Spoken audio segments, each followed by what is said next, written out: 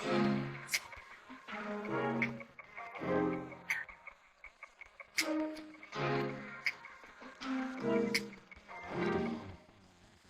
everyone. Welcome to another episode of the DoersCast.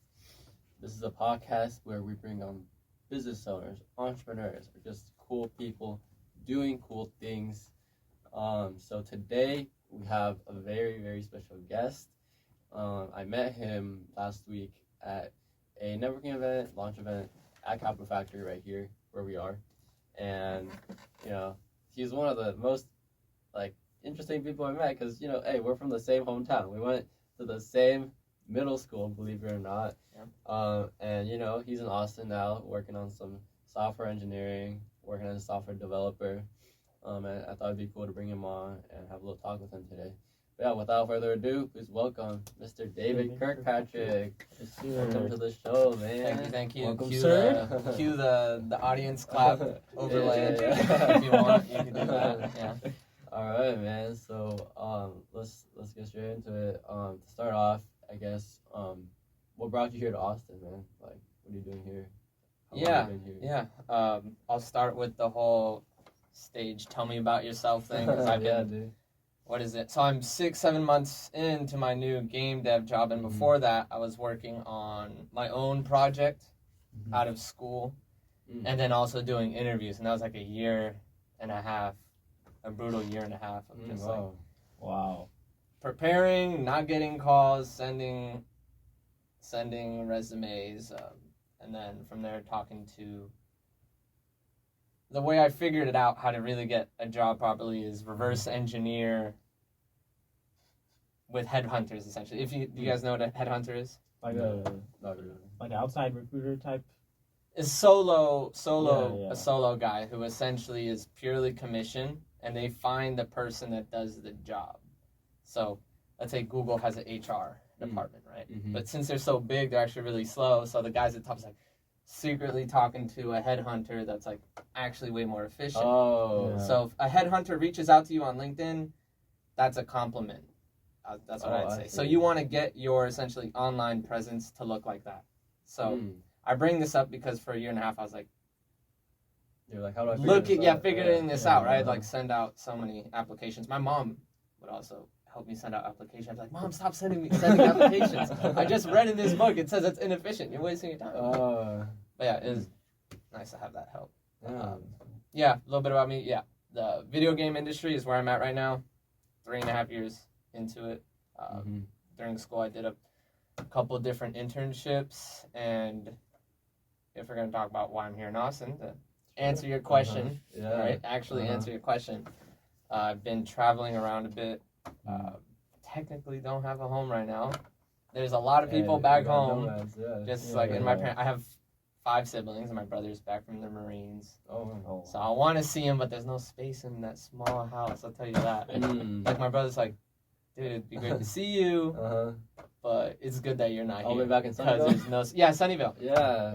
So, you're the first person that I've talked to that's from my same hometown, Sunnyvale, California, right? Yep.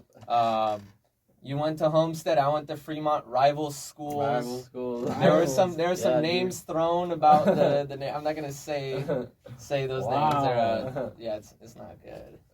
Not to you. You're a great guy. I'm just like the other Homestead kids. The other one.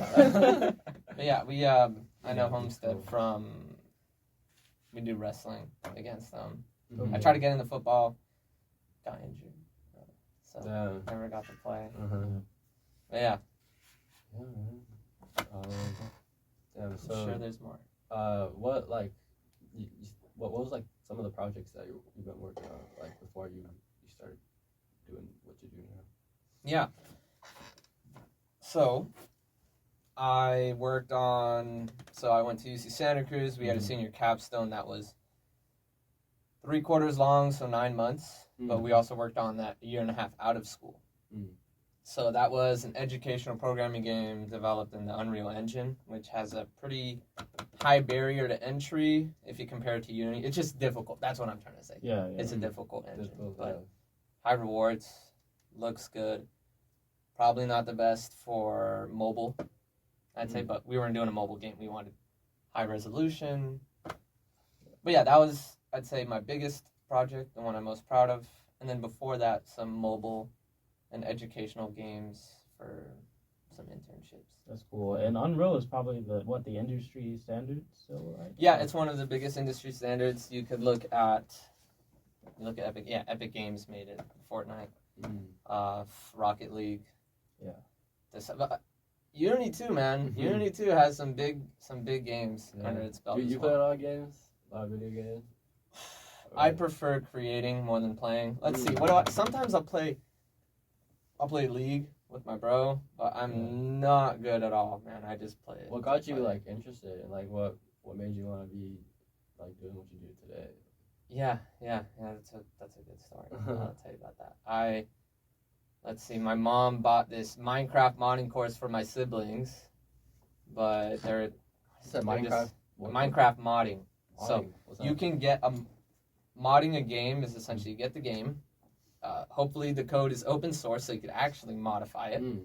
And then from there change it and tailor it to however you want. So if I want to make, I'm trying to think if there's some mods that you guys might have played, but modding is very big in the PC community, not in Xbox or console. So if you're Xbox console mobile person, you're not going to see a lot of mods because you don't have tools to mod it. That's why people love PC so much. Like when people get on the PC, they usually stay on PC. Yeah. Right? Yeah. And so you could just hop into the code. You don't even have to be a programmer. You could hop in, swap some basic sound files, and now every time you kill a monster, maybe it's you screaming or saying something, and that's just for you to mess with. Or you can go in. It's very simple. You don't have to be a programmer. You can say int explosion power equal to 300. Well, let me change it to 5,000. I think we can all understand that that's going to be a bigger explosion, right? So little things like that. And again, how I got into it, my mom bought a Minecraft modding course for my siblings. Wow. It was, honestly, they said it was too hard for them, but I think they're just little airheads at that time. Now they'd be interested in it. So I picked it up. I think I was just... So it was like very beginner, like coding stuff. Yeah, it was beginner. And what was it? I think I was just about to get into community college, DeAnza Community College. You know it, college, right? Yeah. I know I could say that to you, another local that knows my town. Yep. So, yeah, I did that over the summer, and I had so much fun with it. I didn't play any games. I didn't really go out. I was just, like, modding it. I could do my own art and then see it in the game. I could... What else? I could create my own biomes that would procedurally generate throughout the game. So if I wanted... I had one biome where there were trees that would go past the clouds, and you couldn't even see the tops of it. That was fun. But then I'd also hop into the code base and then break things and not understand it. I'd see sections or make a modification that worked, but I didn't understand why. So that only further intrigued me. And then when I went to the community college computer science classes, it was kind of sad because they were so boring. It was like so boring. But I at least knew the light at the end of the tunnel because I already did something on my own. So I actually had a little bit more vigor and excitement to get through this stuff, get through the fundamentals, because I still was like, maybe I could finally go back and understand that thing I wanted to change. Yeah, exactly. I also dabbled in some game AI, so like your dog in Minecraft, how do you make it tame as your pet, right? Like you feed it some beef or some bones, and now it's your pet. I changed that, swapped it out with a gorilla, so now you can throw some bananas at a gorilla, and then now these gorillas defend you. So I had like 20 gorillas following me in the game, just like my squad. So you said this is like while you were like just coming to college. Yeah, it was actually before college, and I didn't know what I wanted to do. My mom was just like, hey, so while everyone else was just playing away, you were out there tweaking the settings, you know, like learning how to build it. Yeah. And then I guess, did you learn a lot of stuff like at school that you could like apply to that too? Let's see. Yeah, definitely. I'd say modding a game. I would argue modding a game is one of the best ways to get a good project on your portfolio if you want to be in computer science, because it does quite a number of things. One, you hop into a code base with code that you've never seen before that someone else wrote. So if you could digest it and modify it, me being a senior engineer and I hear that you've done that, I'm impressed. Versus you create your own project from scratch and it's all your language, right? It's much easier to do your own code from scratch than hop into an existing code base and add on to it. So that's already an achievement. And then let's say you have a portfolio project that's back end stuff. You don't really see, you can't really put some back end work on a website or portfolio. It's like, see what I did? You can't see it. You can only type it. Everyone's very visual. A game is very visual, so you could flex that. Hopefully the art is good. Hopefully you're a good artist, or you go buy some good 3D art or 2D. Yeah, that's what I would argue. Would you see Minecraft is probably one of the most influential games ever?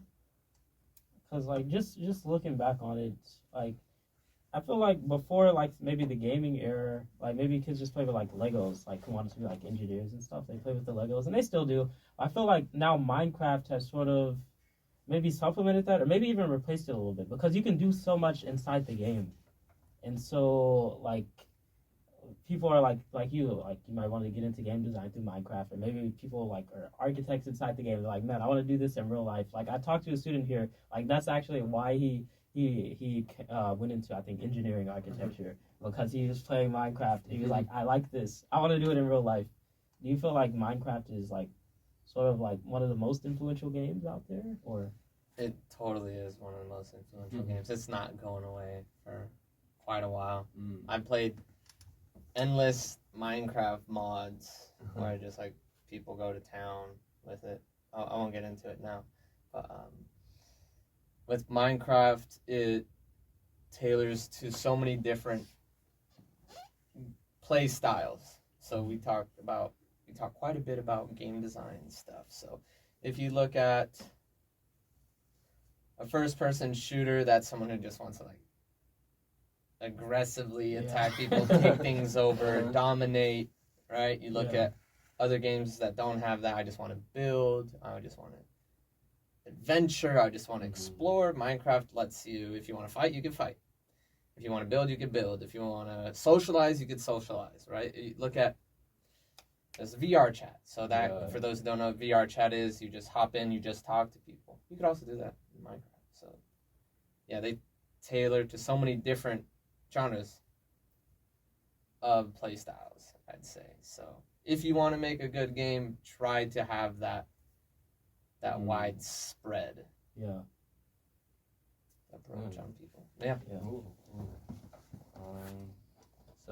So you had your projects, went into college with it, went to De Anza, and then after that, what else did you do that I guess brought you to where you are today? Was there was there anything you did that got you that entrepreneurial spirit, or did you want to be?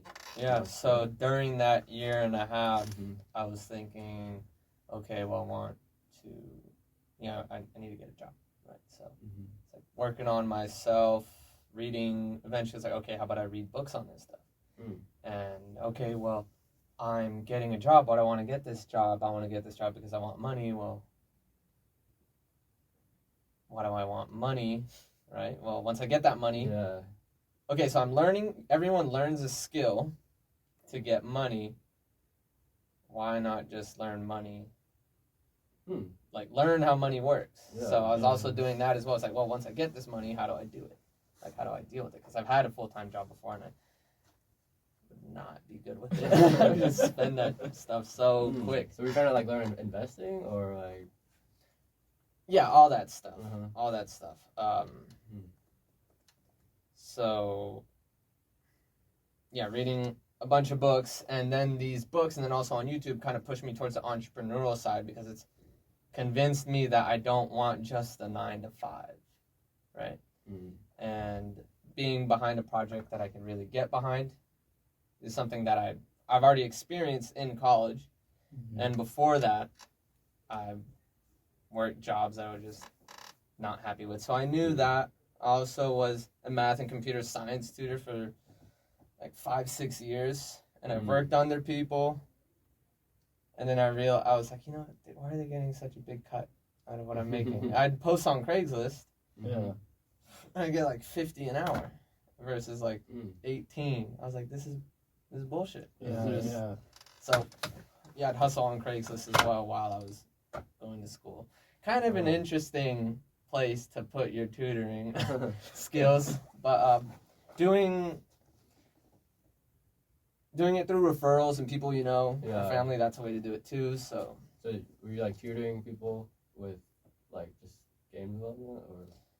No, well, actually, I did have a couple of students that I did do that approach, but I'd help people, like one good guy was like 45 years old and he was trying to pass his math test for getting a job in, what is it? Some water utility government job where they have to like calculate liters and the city's water and stuff like that. He had to do that. So I helped him with that, and then I tutored some 6-year-old. That was interesting because they don't want to learn, man. Wow, so you did a little bit of everything as far as the tutoring. Yeah, because we'd have, we'd have 15, 30-minute playtimes. So I'd use, I was like, yo, man, we got this playtime coming up, but you got to do these math problems first, right? So it's cool. I was like, I noticed that it's much easier to tutor college students because, certain college students as well, because they actually want to learn. Yeah. So I'd have that experience. That's super cool. It's like figuring out like what you want to be, like figuring out yourself in college. I feel like I've been doing that a lot. Just like asking myself questions, like why am I doing everything that I'm doing? And it's like what do I value, and am I just doing engineering to make money, or am I like because I want to do something that I really like, that like I want to use that, and it's like you're just like figuring out yourself in the process, I guess. Yeah. And like, how did your like mindset change during this time?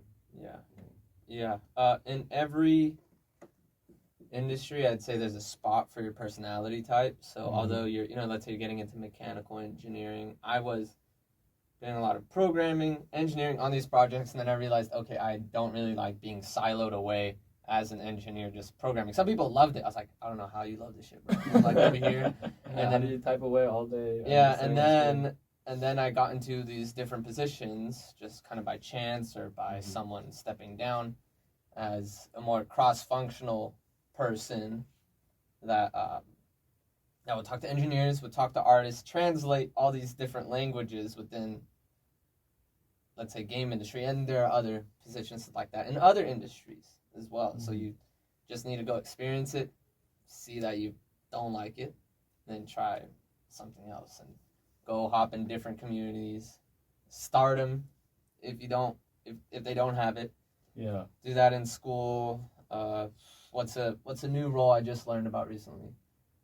Developer relations engineer. That's a popular one. So that's essentially someone, let's say you have an application, a game engine, right, that people are using, and they don't know how to use it, or they have some questions. Who do they talk to? Well, they talk to this relations guy who really likes talking to people, but also has some engineering knowledge. Yeah. So he's not coding day to day. He's not only talking to engineers. He's talking to engineers. He has like a and their developers. So Yeah. Yeah. So there's so many different roles. Just try. Just get out there. Yeah, you just gotta hop in, and see what you like.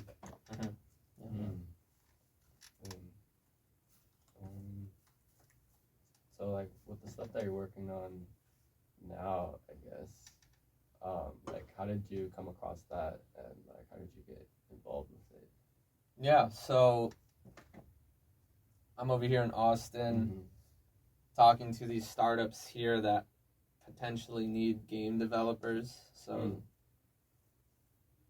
there's 2 or 3 startups here that I'm talking to, seeing how I can provide service or help them, or possibly connect them to other game devs that can help build out some things on their platform. So I won't get into that just because some of those things aren't set in stone yet, but I really enjoy talking to the entrepreneurs in this space, seeing how I could provide service. That's cool. Are you trying to like just do like like you're doing like independent contracting for people, or is it like you're trying to Yeah, so I'm pretty malleable. It's not just one state that I'm in. It's It's like what's the biggest pain point? Where I can you're help? just entrenching yourself within the ecosystem, right? So it's like you just looking around. It's like, oh, what can I come across? Where can I be of service? Yeah, I see. yeah. I'd say the thing that interests me, the most right now, is hiring and building out teams. And if someone has a vision, or if I have a vision, how to get people behind it that are just ready to go. That's the most exciting thing. It's like engineering a new API is like, okay, I get it, but something that's I've done that. It's like, what's more challenging? It's like, well, getting 6 more devs that we're all on GitHub. We know how to put our code together. We know what the vision is. We're sticking together until we get our MVP out. That's interesting. So more bigger picture stuff and being like a connector. Yeah. Exactly. That's the tough part. And I'm talking to, I had a call with a friend last week that's really into crypto and Axie Infinity and like NFT gaming. And we're just talking, mocking up some of the design plans, what it would look like if we created our own metaverse game, essentially. That would potentially be building out the ecosystem design-wise, having an actual fun core loop. It's going to take some things from my last game that I had, which was an educational programming game. So that was I can explain that one a little bit. That was a cyberpunk-esque game. That was a style, so think your dark colors, your purple, bright blues and lights.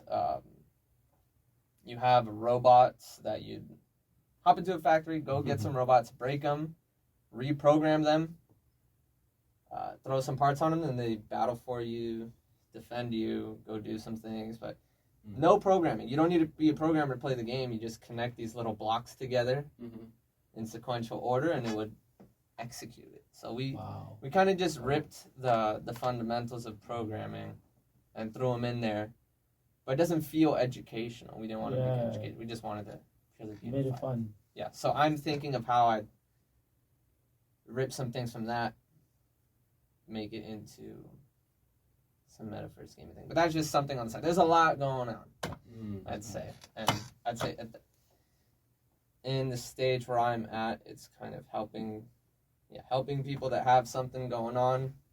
They found that product market fit. They just need to execute. But then also looking at, okay, where's my heart at? What have I been putting off that I want to create? Yeah. Are you like doing any stuff with like crypto and NFTs right now? I'm just learning about it. I'm going to an event in Miami next week, Decentral Miami. My buddy invited me to it. But I know this week I already put it on my list, like set up the wallets that I haven't set up and things like that. But yeah, I was just listening to how they'd even integrate NFTs in real estate and stuff like that to make that process faster. Yeah, like and the first transaction already happened last May. The first real estate transaction with NFT happened in May. What they do is they get the NFT JPEG is art, but then it also says whoever owns this gets the rights to this place. And they use some LLC loophole, which is legal, to get you to own this thing versus the tedious process of what it takes to get some real estate. Wow. And so they're actually owning like a physical piece of real estate. Yeah. Yeah, they're actually owning it. Yeah, they get all the paperwork and things like that. Crazy. Wow. There's so many interesting things happening right now. Wow. Yeah, I feel like right now it's just like the barrier of entry for most people. It's like, oh, you gotta go through like all these different things just to accomplish this one like simple task, which is why a lot of people like they're not on it yet. Because people know about it, but they're just like not active yet. Yeah. So. Yeah. Yeah. Let's see. I could talk more about NFT and games. We can talk about that. There's who's I talking to? Well, some of the big developers that are into NFT and games. One thing that happened to him was I think he had a wand in World of Warcraft, and the developers changed it or somehow, or they deleted it, and he was just heartbroken. He was like, "What is this? Like, I owned it." Yeah. Like, you think you own these things in the game, but I'm the developer. I truly own it because I have its physical space, right? And I have access to it. You don't. So even with Fortnite, all your skins, man. Yeah. Me as a developer, I could wipe them all out. The thousands of dollars you've disappear, spent. yeah, I've known people who have that. So I believe Epic Games is. I know they're probably trying to get into the NFT stuff, but even your skins should really be NFTs because you paid for them. Yeah. But their servers wipe out, dude. That's gone. So the next question is like, oh, if I have this gun in this game, can I see it in the other game? Now, for that to happen, is these two games, the developers need to essentially create a partnership. To discuss. Okay, well, if you bring your game over into my game, is it going? If you can actually use it and shoot it, what's the damage? Will it actually fit into my ecosystem? So the game developers I've talked to about this, they don't like that your game from your ecosystem is going into my game into my ecosystem because it makes the system design all the more difficult. Is that something that people are like trying to, like people are actually trying to do that though? Yeah, I've These are big metaverse concepts, and like Epic, they're really like Epic at the moment. Even though all the infrastructure needed for the metaverse doesn't necessarily exist yet, I feel like Epic Games, they're kind of ahead of the curve, just simply because what you're talking about, the amount of transactions taking place with the skins and everything, like them, like integrating NFTs into that. You know, they can pretty much prove the concept of, hey, we can keep track of all this, and then not only that, like the big thing about the metaverse is concurrency, like just a bunch of players in one place at once. And like Epic Games, they have the technology, like you know, they had, like, you remember when Fortnite held that huge concert? Yeah, there were like, I forget how many players were there, but it was quite a bit. several million. Yeah, like all at once, right? And so like a big part of the metaverse is like, hey, how can we get a bunch of players in one instance? Because of course, like with something like that, you're stitching together multiple instances. It feels like it's one experience, but it's multiple instances of the same concert. So like with the metaverse, they're trying to say, hey, how can we get one instance but have all these players there, you know, at once? And so like Epic at the moment, like they're ahead of the curve on that, like that type of technology, because they're really the only ones that have done something of that scale, you know, to this point. You know? Yeah, so there's going to be Metaverse, Facebook's Metaverse is going to be Epic's. I saw this Nike working with Roblox one that they're working on. Yeah, I heard. I was impressed. Like, what? Nike's getting into that games? It's not like Blizzard or these other guys. Calling it like Nike World or something. Yeah. So it's gonna be like all these different places that you go into, like within the metaverse, that it's like they're all connected somehow.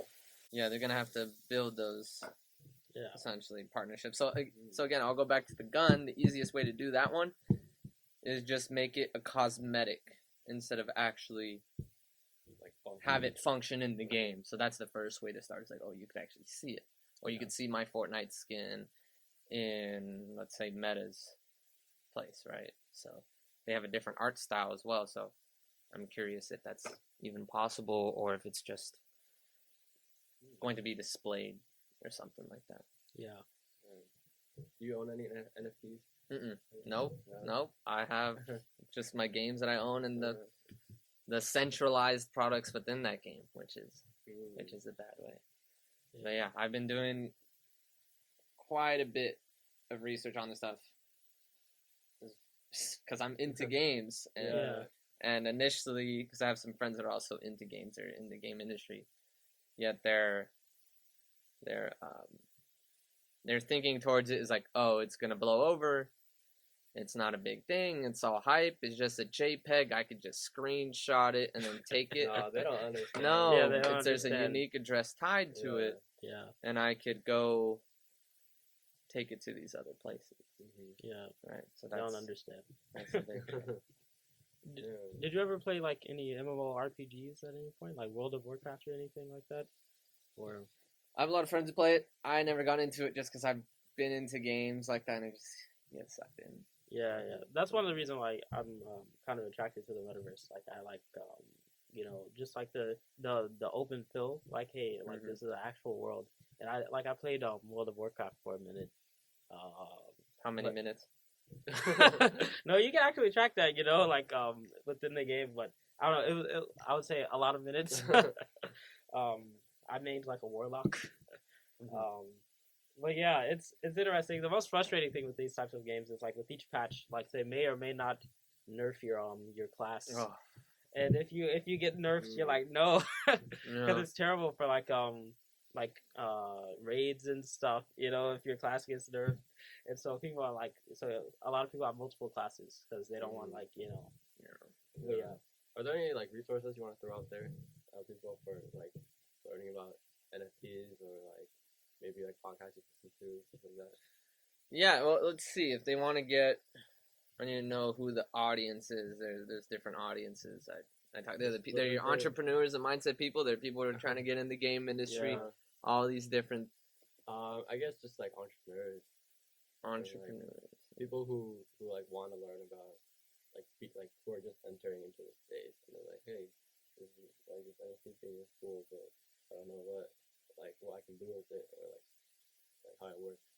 Yeah, I've asked this question to so many people that are in the NFT crypto blockchain space. They just say, just YouTube. Like they won't even tell me anything like a person because they don't want. I don't know to make and bias my influence. Yeah. But they also say, if you really want like quick info and you want directly from the developers of certain blockchains, cryptos, and NFTs, go to Twitter. So I have Twitter not downloaded on my phone, but just because this is like the fourth time I've heard it in the past 2 weeks about how I should get on Twitter. I'll do it just for the crypto stuff. But yeah, apparently that's the best thing to use. Yeah, and I think there's like some Discord servers out there as well. I think Discord is another big thing, like in the NFT space, as far as thinking about doing upcoming projects and stuff like that. Yeah, they're saying like Discord and Twitter seems like two like the big places. Yeah. Sharing ideas and stuff. Yeah.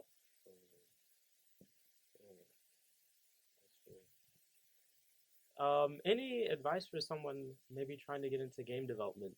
Like, where would you start? Like, if you started today, like just getting into game development. Yeah.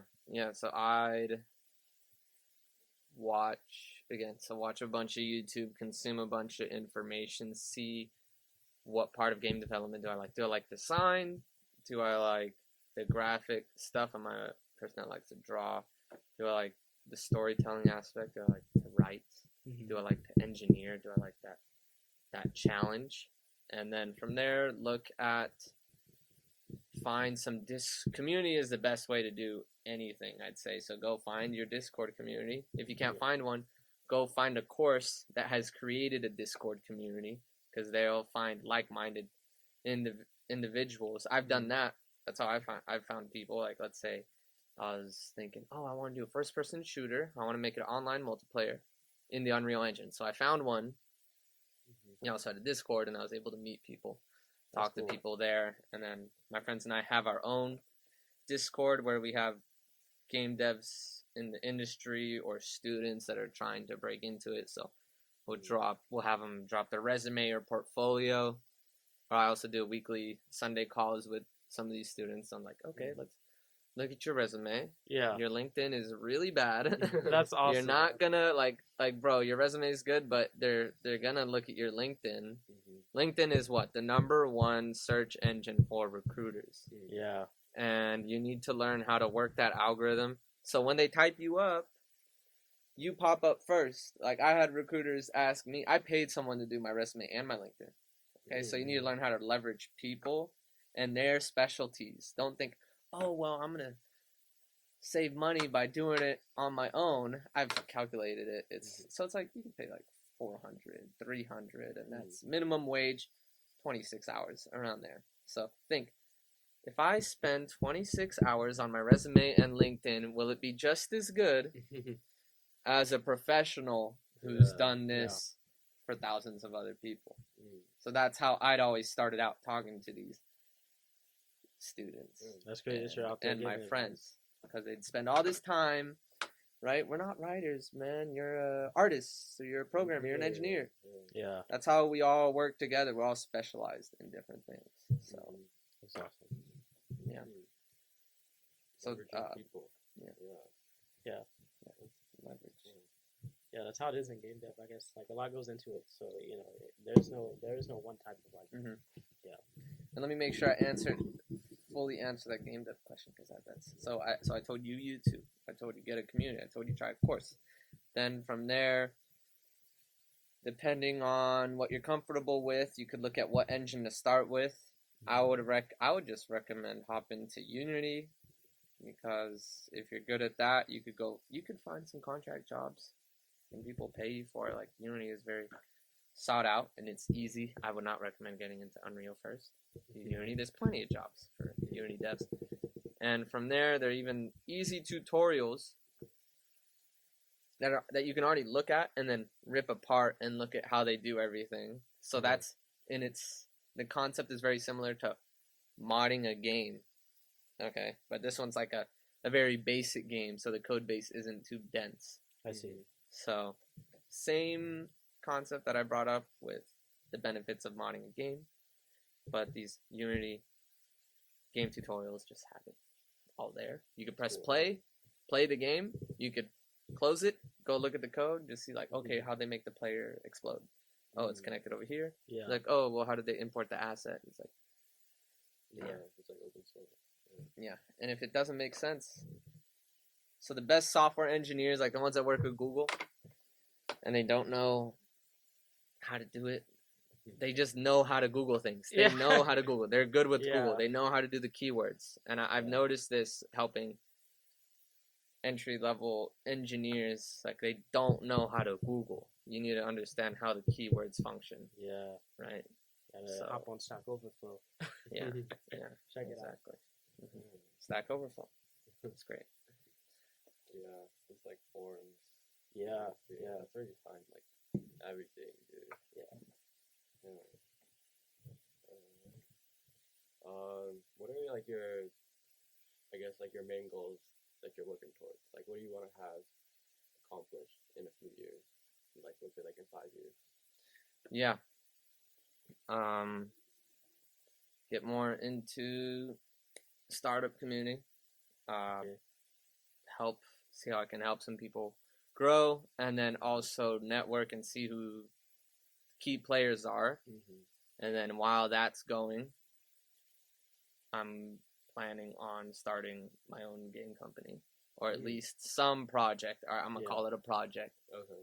And then it can turn into a company if it wants. Okay, that's the funny thing with games. I don't really need to make it a company or some startup. It's just get a community behind it, get some good traction, put it up on some different stores if I want.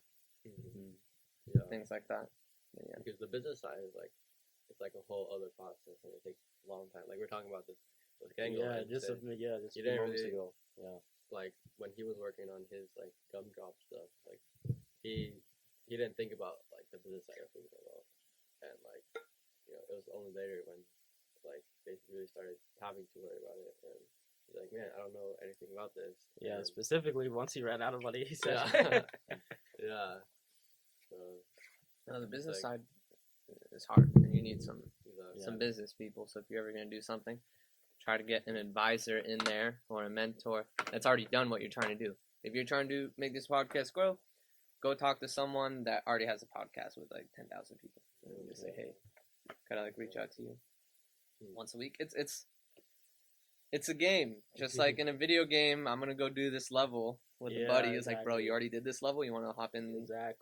Hop in the game. We'll do it with you. You're level 60. I'm level 10. You carry me. I'll just get the last hit. Yeah. Where do you see like the whole like NFT space being in like 5 years? Like, Yeah, good question. VR is going to be much better. You know that. And if you look at the Oculus Quest 2, I have it. I love it. Lightweight. Don't need to connect it to a PC. I don't carry my PC around. I can't. AR, I think that's... Everyone speculates. But, I'll also speculate. I'll join them.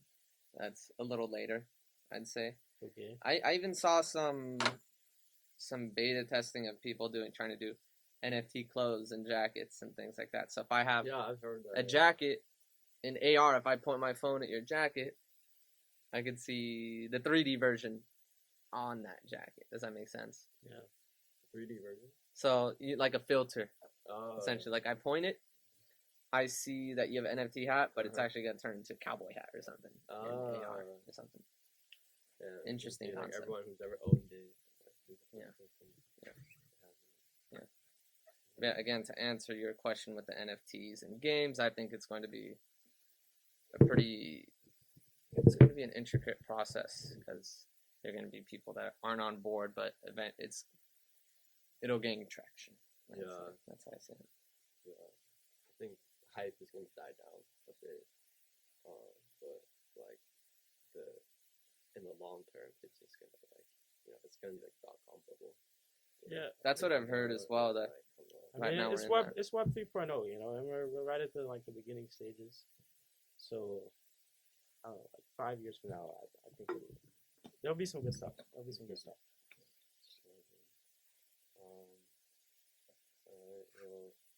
guess I'll eat away this question about the doers. What's something that you're doing right now to be like more of a doer yourself? Yeah. So let's see. I'll try to answer that in terms of, say, business. I'll cover that. So in business, I'd say, so I manage an email list of about 30 plus entrepreneurs and business owners that I met at the Vault. So the Vault is Valuetainment. So if you've heard of Valuetainment, if you haven't, Valuetainment, wow. Patrick Bet David. Yeah.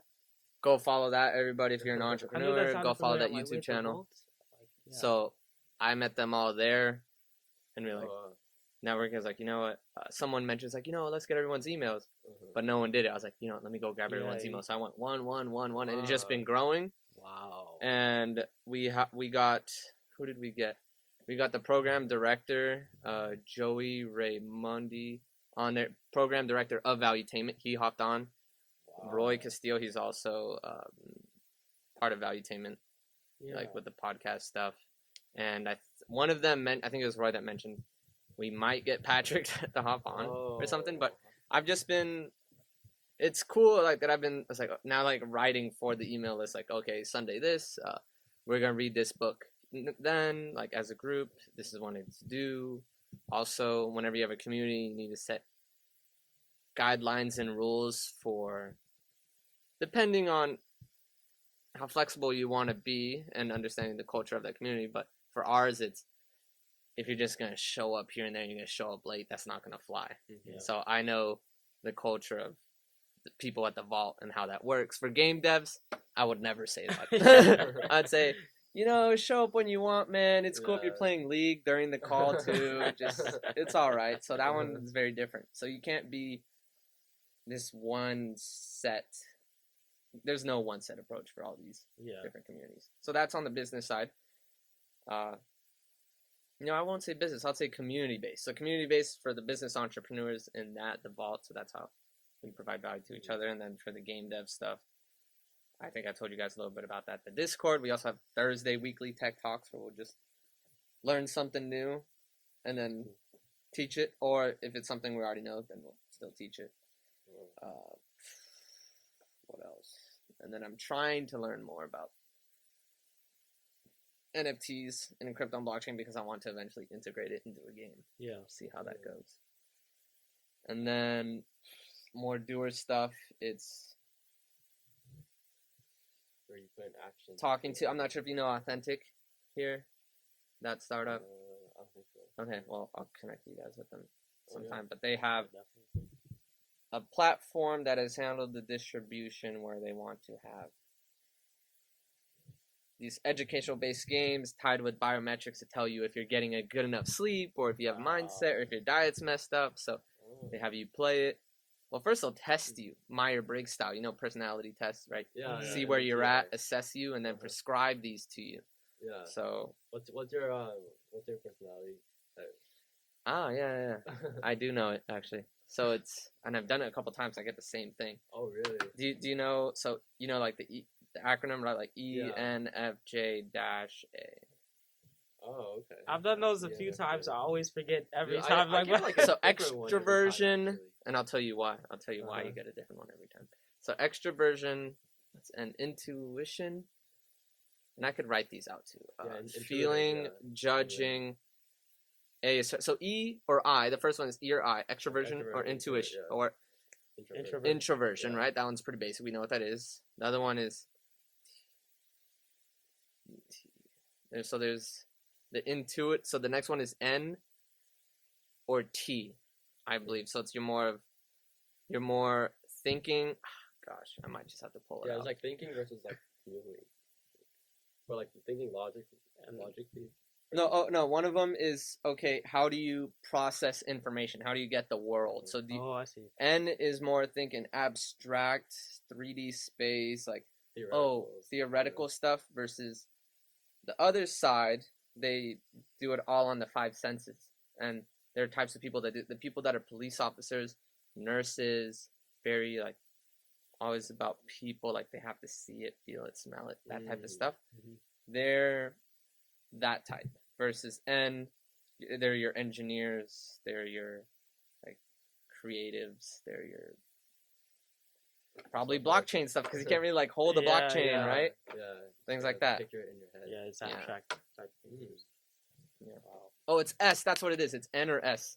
So I was ENFJ. There's ESFJ. So it's sensing, which is those 5 senses, or N, which is I think they call it intuition or something. Yeah, but. And then the next one, so ENF, there's F or T, feeling or thinking. And so feeling is more people and emotions. Thinking is more logical processes, systems. And then J, so ENFJ or ENFP. Yeah, so prospecting or judging is what it's called. But the people who are more on the prospecting side are more likely to be procrastinators, essentially, like in the moment, like not planning it. Judging, people are gonna like journal it, plan their day, all that stuff. That's what I'm. So yeah. So you're on the P, and then dash A or dash T, turbulent. So it's turbulent or assertive. So you're dash P, possibly. Something, yeah. So at the end, so it's like it's 4-P. But if you get different ones, dash T, turbulent. So turbulent means you're still figuring it out, essentially. Like you're still turbulent, like just think, shit's shaking. So you're turbulent if you keep getting different. That's why you keep getting different. Yeah, because you may not fully know yourself yet, because you're in that development process, right? Yeah. Or you're just not happy with where you are. I would imagine most college students are probably turbulent. I don't know. Yeah, and then there's assertive, which is you know yourself, you know what you want, you know where you're at. Yeah, pretty assertive. I'd say on that. Yeah, cool. And like get way too high on extroversion. Yeah, I enjoy my alone time. Have you always been like extroverted? I'd say I used to be an extrovert in an introvert's body, right? My actions were introverted, but truly, so a trapped spirit. So you're like, man, I want. So that's where you have why people have social anxiety, right? Because they actually want to connect with people. They actually want to be extroverted. They're not truly introverted. So because they say, "Oh, I'm introverted, but I have social anxiety." So I can say, "Oh, so you're actually not introverted. You just don't act on your extroversion." There's a lot of people like that out there. Yeah, like big time. Sometimes I'm like, because I'm like just at home alone, like doing nothing a lot. But then it's like, man, I want to go talk to people. I want to go do this. But I feel like also it's like my social battery will like die quickly sometimes, and then I'll just like. Well, how you can make that battery stronger? I don't know. Man. Go out Yeah, and work on it exercise it. and exercise it. Yeah. Just gotta put yourself out there. Man. Yep. Yep. Yeah. Have you been going to like a lot of the like networking events and stuff like that? Mhm. Yeah. I integrate quick. So how was Volt? Was it good? So the vault, you have to add the The Vault. it's not just vault, right? It's the. It was really good. I still have. So they gave everyone this dense booklet that was essentially like this really awesome business plan. I still have it. Mm-hmm. Flipped through it in the plane after. Read it several times. It was like a boot camp type of school type of thing. Like so much value. I had a buddy that I brought. That was my first business conference, and my buddy that I invited, he's been to 4 or 5, and he said this was the best one he's ever been to, because the other ones would be, what do you call it? They're just selling you on their product when you go. You know what I'm talking? Like, you paid $200 or 500 or 800, yet it's a pitch contest. No, there's a name for it. But essentially, the whole time they're selling you, it's like, oh well, if you buy my ClickFunnels product or something, that's apparently what my buddies have told me. If you've heard of, I mean, Russell Brunson, amazing, but there's a difference apparently in the dynamic of the Vault conference, which is very educational. Of course, we had some networking time, but we'd sit down, have, I think in one day maybe 7 hours of just like taking notes, presentations, also case studies. So he'd say, here's this option. You're a founder. Your co-founder has been with you for several years, but now he wants to get out and he wants a share of equity, or what do you do? And then we'd get into groups, talk about it, and then people would go up on the mic and say, okay, here's how we tried it, and then we debate. Essentially, it's like, well, this, like, well, I've been in this actual. It's like some CEOs in the front was like, well, I actually had this same situation. I fucking 3 months ago, and everyone's like, oh, okay. So it was really cool. So it's more like interactive, more of like a workshop type thing versus like a sales seminar. Yeah, it did feel like a sales seminar. And we had speakers as well. We had past years. There's talk that possibly the next one might have Jordan Peterson. Oh, that'll be awesome. He might have attended once in the past. I don't remember. I think he has. I think he has because I remember seeing it. Like, was that who was that? I'm not sure if those interviews where he's on the big stage with like some of these celebrities, or I'm not sure if that's the Vault, but like he's had like a lot like Kobe. He had Kobe Bryant was that interview at the Vault? I that might have been at one of the Vaults, or it was one of his company events, possibly. But who did we have? I'm trying to remember. We had a list. Oh, what we heard. I think he interviewed Mike Tyson recently. The UFC he did announced it at his company event that he had in Las Vegas. But that one was private. Only his close like leaders were able to sit in and hear that one live. Makes sense. Yeah. But regarding the people that attended, one of them was a top world chess master of the world for quite some time. Really smart guy. So listen to him. We also had the guy who beat McGregor recently, broke his shin. Ooh. That guy, we listened to him. I forgot his name. Yeah, but I think I've heard of it. Like, I didn't actually see the interviews or anything, but like just watching a podcast. I think he brought up like the chess grandmaster and stuff. Mm-hmm. But, yeah, cool stuff, man. Yeah. So it seems like you've been doing a lot. You've been a doer out there. Yeah, dude. I'm trying. All right, guys. So that was Mr. David Kirkpatrick. Thank you for coming on, telling us about yourself. And yeah, we'll link his socials down in the description, and you can go check him out. But yeah, that'll be it for today, and see you guys on the next one. Yeah. Peace.